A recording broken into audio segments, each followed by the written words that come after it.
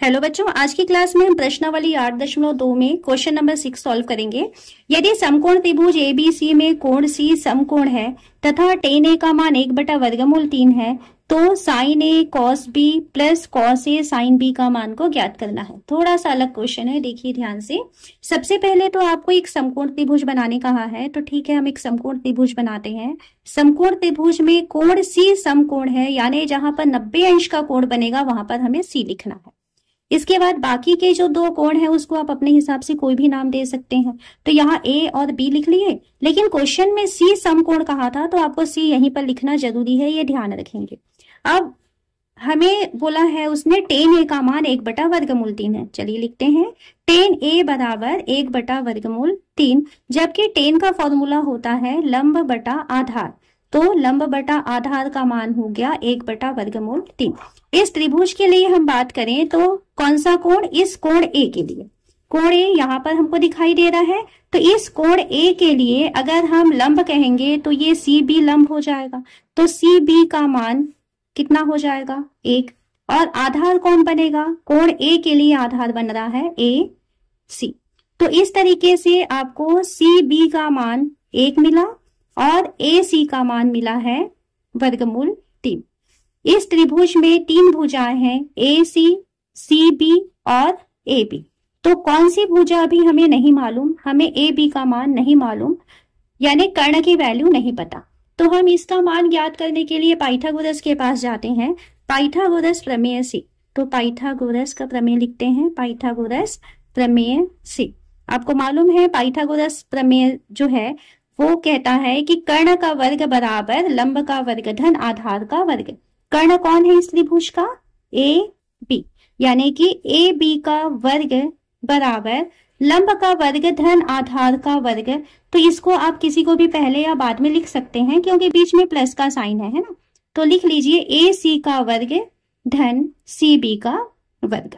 अब इनके मान रख देते हैं, तो ए बी का वर्ग, देखिए इसका मान 1 मिला है, इसका मान वर्गमूल 3 मिला है, ये अभी हमें नहीं मालूम, तो ए बी का मान नहीं मालूम, तो ए बी का वर्ग रहने दो इसे, बराबर ए सी का मान पता है हमें वर्गमूल 3, तो वर्गमूल 3 का वर्ग धन सी बी का मान भी हमें मालूम है 1, तो ये हो गया 1 का वर्ग।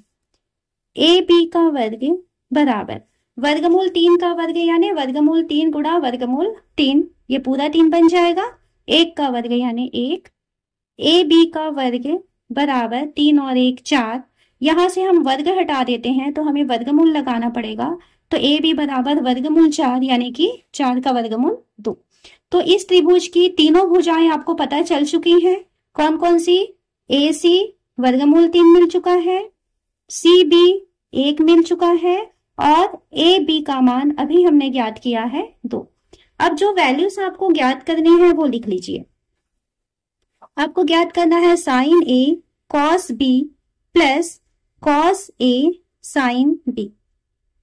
मान रखिए, तो साइन ए, साइन का फॉर्मूला क्या होता है? लंब बटा कर्ण, पहले फॉर्मूला लिख लो है ना। कॉस का फॉर्मूला होता है आधार बटा कर्ण, धन कॉस का फॉर्मूला होता है आधार बटा कर्ण, और गुणा साइन का फॉर्मूला होता है लंब बटा कर्ण। अभी मान रखने में हड़बड़ी नहीं करना है, किसका लंब आधार ये आपको पहले डिसाइड करना है। यहाँ पर मैं वापस एक बार त्रिभुज को बना रही हूँ जिससे आसानी से आप लोग को समझने में सहायता होगी। ये ए था, ये सी था और ये बी था, है ना। इसका मान मिला है 2, इसका मान मिला है वर्गमूल 3 और इसका मान मिला है 1। देखिए इस ए के लिए लंब बटा कर्ण लेना है आपको, किसके लिए? ए के लिए। यहाँ पर कोण ए दिखाई दे रहा है, इस कोण ए का लंब कौन होगा? 1, तो 1 बटा कर्ण का मान तो हमेशा सेम रहता है 1/2। आधार बटा कर्ण चाहिए किसके लिए? कौन सा कोण के लिए? इस कोण बी के लिए। तो कोण बी यहां दिखाई दे रहा है, इस कोण बी का आधार कहां होगा? सी बी, और सी बी का मान हमें कितना दिख रहा है? 1 बटा कर्ण का मान कभी चेंज नहीं होता, तो कर्ण का मान 2, धन आधार बटा कर्ण चाहिए किसका? कॉस ए, है ना, मतलब कोण ए के लिए आधार बटा कर्ण। कोण ए का आधार कहाँ है? ये AC है, यानी वर्गमूल 3 बटा कर्ण का मान 2 गुणा लंब बटा कर्ण इस कोण बी के लिए चाहिए, कोण बी यहां दिखाई दे रहा है, ये इसका आधार बनेगा, लंब का मान मिलेगा इसका वर्गमूल 3, कर्ण कभी भी चेंज नहीं होता। तो ये मान आप सावधानी से निकालेंगे। अगर यहाँ पर आपको कुछ कंफ्यूजन है तो आप एक काम और कर सकते हैं कि साइन ए निकाल लीजिए, कॉस ए निकाल लीजिए, साइन बी और कॉस बी निकाल लीजिए और उसके बाद फिर मान रख लीजिए, जैसे आपको सुविधा होती है ना। तो डायरेक्ट ये सारी वैल्यूज हम यहाँ रख चुके हैं। अब हम इसको सॉल्व करते हैं। 1/2 गुणा 1/2 गुणा करेंगे तो ऊपर की संख्या ऊपर गुणा हो जाएगी, तो 1/4, बीच में प्लस का साइन है। वर्गमूल 3/2 गुणा वर्गमूल 3/2, ऊपर की संख्या ऊपर गुणा हो गई तो पूरा 3 बन जाएगा, नीचे 2 दूनी 4, बटे वाली संख्या है, बीच में प्लस का साइन है। सॉल्व करेंगे तो ये हो गया 4, ऊपर मिला 1 धन 3, 3 और 1 4/4, कटेगा, कितना मिला आंसर इसका 1, तो इसका आंसर आ जाता है। क्वेश्चन नंबर 7 हम सॉल्व करते हैं। हमें दिया है कि cot a बराबर 3/4 है, तो आप sign A plus cos A upon sine A minus cos A का मान को ज्ञात कीजिए। कॉट ए का मान कितना दिया है 3/4, जबकि कॉट का फॉर्मूला होता है आधार बटा लंब, 10 का उल्टा कॉट होता है ना, तो आधार बटा लंब। यहां से हम कंपेयर करते हैं तो हमें पता चलता है कि आधार का मान 3 है और लंब का मान 4 है। पाइथागोरस प्रमेय से हम इसमें कर्ण की वैल्यू को निकाल लेते हैं। कर्ण का मान हमें अभी नहीं मालूम, तो हम जाते हैं पाइथागोरस प्रमेय के पास, तो लिखेंगे पाइथागोरस प्रमेय से। पाइथागोरस प्रमेय कहता है कि कर्ण का वर्ग बराबर होता है लंब का वर्ग धन आधार का वर्ग। मान रख दीजिए, कर्ण का मान नहीं मालूम तो कर्ण का वर्ग रहने दो, लंब का मान 4 और आधार का मान 3 मान रख दिए। तो कर्ण का वर्ग बराबर 4 का वर्ग 16, 3 का वर्ग 9, कर्ण का वर्ग बराबर 16 धन 9 होता है 25। यहां से इस वर्ग को हटा देंगे तो दूसरे पक्ष में लग जाएगा वर्गमूल, तो कर्ण बराबर हो गया वर्गमूल 25 और वर्गमूल 25 का मान होता है 5। तो इस तरीके से हमें कर्ण का मान 5 पता चला। लंब का मान क्वेश्चन से हमने पता लगाया था, तो ये मिला था 4 और आधार का मान मिला था 3। आपको जो सॉल्व करना है वो है sign A plus cos A upon sine A minus cos A. क्या क्या जरूरत है, साइन ए और कॉस ए की जरूरत है, तो ये दोनों वैल्यूज को निकाल लीजिए। साइन ए बराबर और कॉस ए बराबर क्या होता है, पहले इसकी वैल्यू निकालते हैं फिर सवाल में मान रख देंगे। साइन का फॉर्मूला होता है लंब बटा कर्ण, मान रखिए लंब का मान यहाँ है 4 और कर्ण का मान कितना है 5। कॉस ए का फॉर्मूला होता है आधार बटा कर्ण, वैल्यू रखिए, आधार का मान कितना पता किए हैं 3 और कर्ण का मान है 5। ये मिल चुका। क्वेश्चन को एक बार लिखते हैं। हमें जो ज्ञात करना है, हमें ज्ञात करना है sign A plus cos A upon sine A minus cos A. Value रखते हैं, साइन का मान 4/5 प्लस कॉस का मान 3/5, बटे लगाते हैं, साइन ए यानी 4/5, बीच में माइनस है तो माइनस कॉस का मान 3/5। सॉल्व करेंगे, बटे वाली संख्या है, बीच में प्लस या माइनस का साइन आता है तो आपको मालूम है लघुत्तम लेके सॉल्व करेंगे, और यदि दोनों के हर समान है तो लघुत्तम भी वही संख्या मिल जाती है और अंश को जैसा है वैसा हमको लिखना रहता है ना। ये तो 4 धन 3 ऊपर हो गया और नीचे आते हैं, दोनों के हर समान है तो लघुत्तम भी सेम वही संख्या मिलेगी, ऊपर मिलेगा 4/3। सॉल्व करते हैं, 4 धन 3 7/5 बटा 4 में 3 गया 1/5।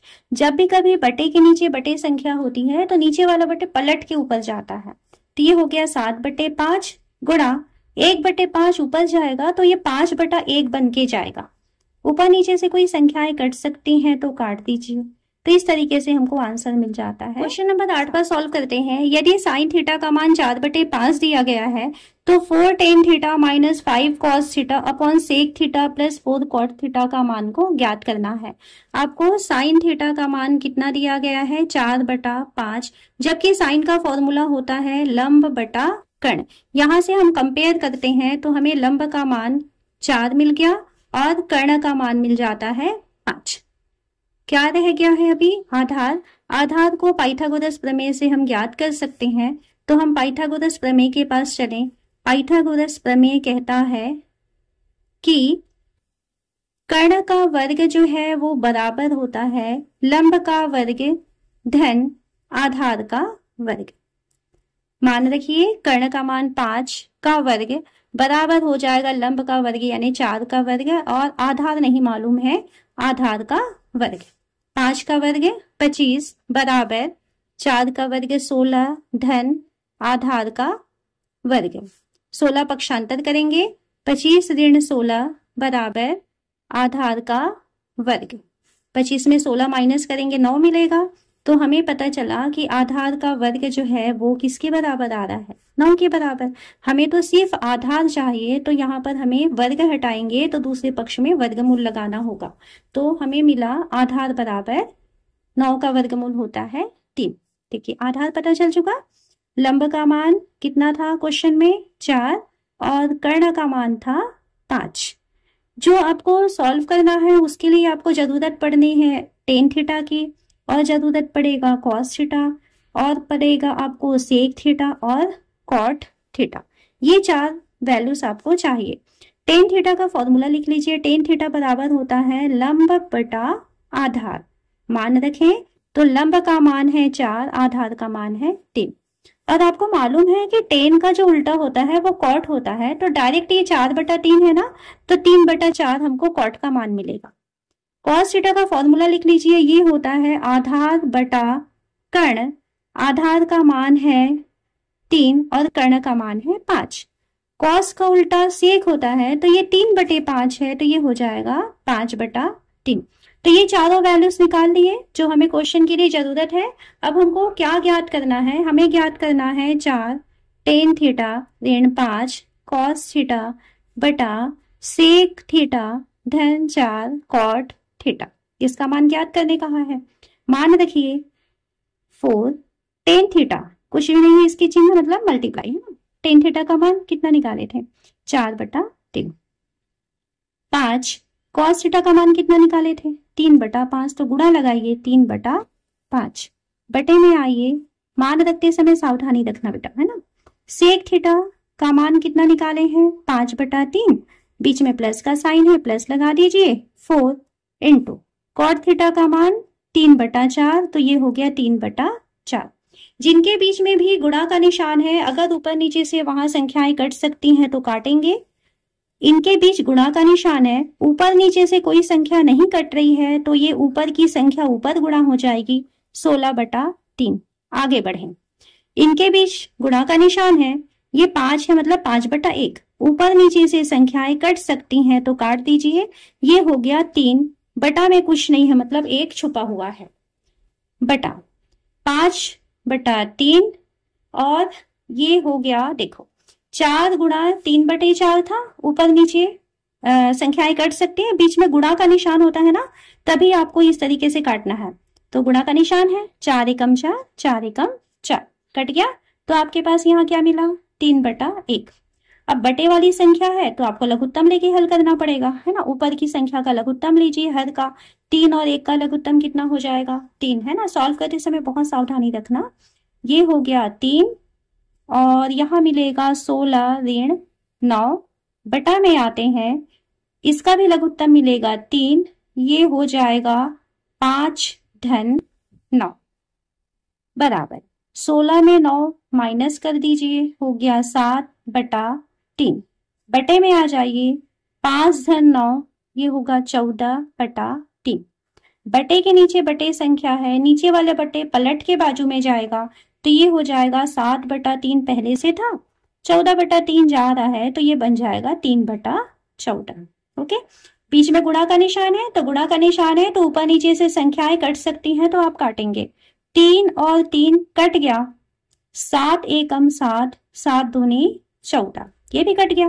क्या मिला आपके पास? ऊपर में 1 और नीचे में 2। तो इस क्वेश्चन का आंसर आ जाता है 1/2।